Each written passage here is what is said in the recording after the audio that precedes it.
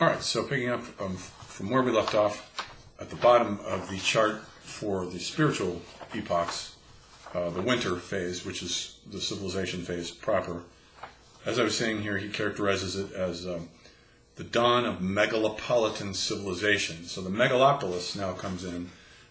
We started out with the small hamlet, village, farmer, rural type mentality, then to the rise of the town, then to aristocratic urban palace towns, and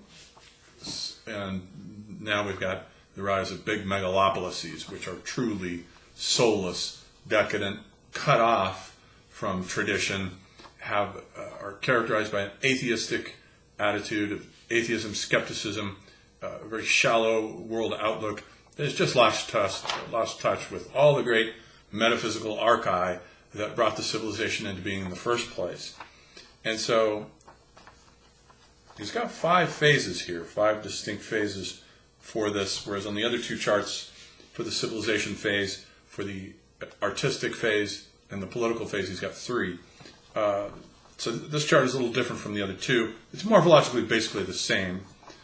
Okay, number 10, the first of the winter stages is materialistic world outlook, the cult of science, utility, and prosperity. Now comes in and gains the stage in India with the Sankhya philosophy. Sankhya, though it precedes Buddha, actually, it's founded by Kapila, who was before Buddha, but it is the first philosophical system in India to dispense with the gods.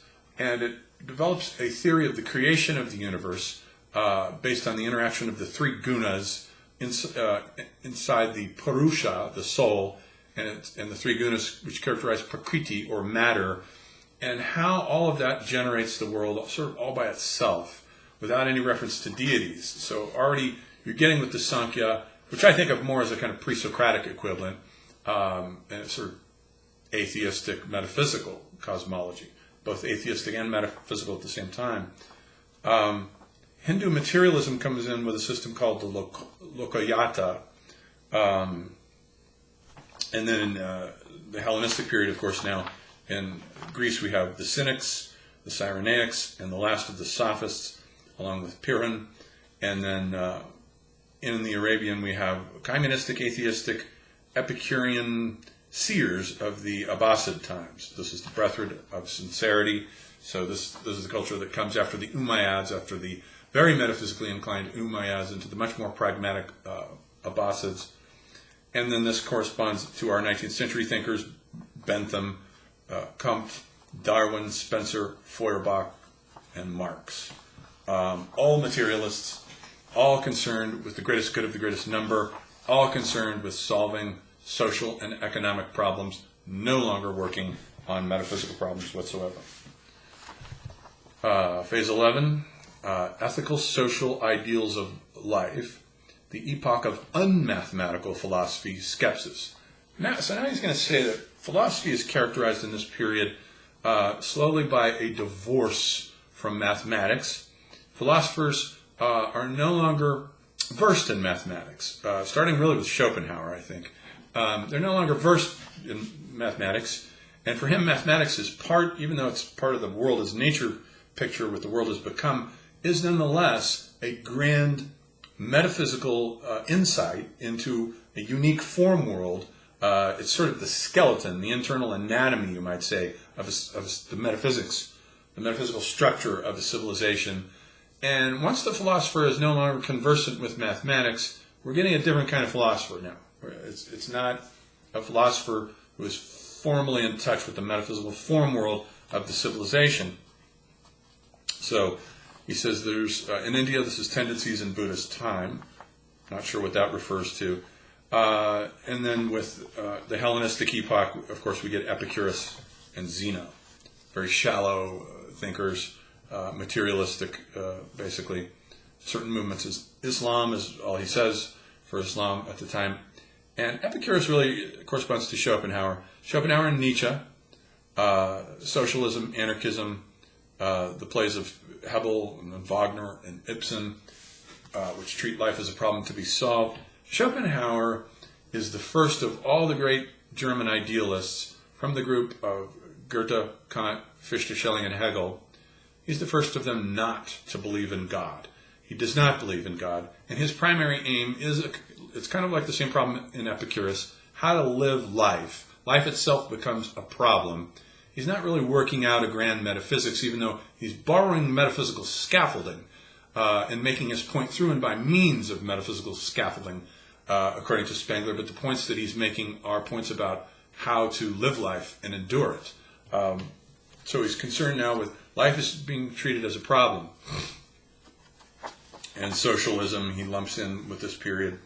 Socialism, he says in the book, is also a nihilistic sort of religion, sort of nihilistic mentality. Number 12, the inner completion of the mathematical form world and the concluding thought, the final thought. In India, again, this is lost. This is the period, the Hellenistic period of Euclid and Apollonius, right about 300, about the time of Alexander, and Archimedes. Archimedes is about 250. Those are the final thinkers of the metaphysical form world of mathematics. And then in Islam we have these guys, Al-Biruni, Al-Karchi, Ibn Qura, and Al-Khwarizmi. Those are all great algebraic mathematicians. And then in the West we have Gauss, Cauchy, and Riemann. In other words, non-Euclidean geometry now begins to come in, just as the Hellenistic civilization signs off with the finalization of Euclidean geometry. It's interesting that the Western civilization signs off with the creation specifically of non-Euclidean geometry with Riemann and Gauss. Phase 13 is the degradation of abstract thinking into professional lecture room philosophy, compendium literature now. In India, this is the period of the 6 classical systems. Amongst the Greeks, this is the period of the academy and the Stoics and Epicureans. Everything becomes academicized and petrified, and now in place of the great philosopher, we get the teacher, the classroom scholar. Schools of Baghdad and Basra in Islam, and then in the West, the Kantians, logicians, and psychologists. He had real scorn for, and I think that he would have regarded Heidegger as one of these guys. Despite Heidegger's metaphysics, I think he would have regarded him as one of these professional lecture room thinkers rather than a real philosopher. And then the final phase, 14, is the creation of Indian Buddhism. And Indian Buddhism eventually, of course, becomes extinct in India. It has a very destructive effect on a lot of Indian metaphysics and cosmology. But then once it's pushed out and absorbed and metabolized by India, it's gone. This is the spread of a final world sentiment. And we have Hellenistic Roman Stoicism. And then in Islam, we have practical fatalism after the year 1000. And then in the West, ethical socialism. He sees Stoicism, Hellenistic Stoicism, as very much corresponding to socialism, nihilistic forces that just have no... So we get all this varying degrees of atheism, materialism, treating life as a problem to be solved, that corresponds artistically with the art that's going on in these periods with Hellenistic art, let's say, which is... ridiculous in many cases, bizarre, abstract, just based on shock value, nerve excitement, as we have seen with Wagner and Pergamony. All of this corresponds to the intellectual development. So Spengler is taking with these 3 charts and analyzing the civilization structurally and saying that there's the intellectual level, the spiritual level, and then there's the artistic stratum that's on top of that. And then finally there's a political stratum that we'll look at next time, but that each one of these has their own internal morphology as it moves from stage to stage to stage. The latter two, the artistic and the political, moving from pre-culture to early culture, late culture to civilization. And then the intellectual level that we've just gone through here, going through 4 distinct phases as well, but focused on spring, summer, autumn, and fall. But nonetheless, they all move simultaneously.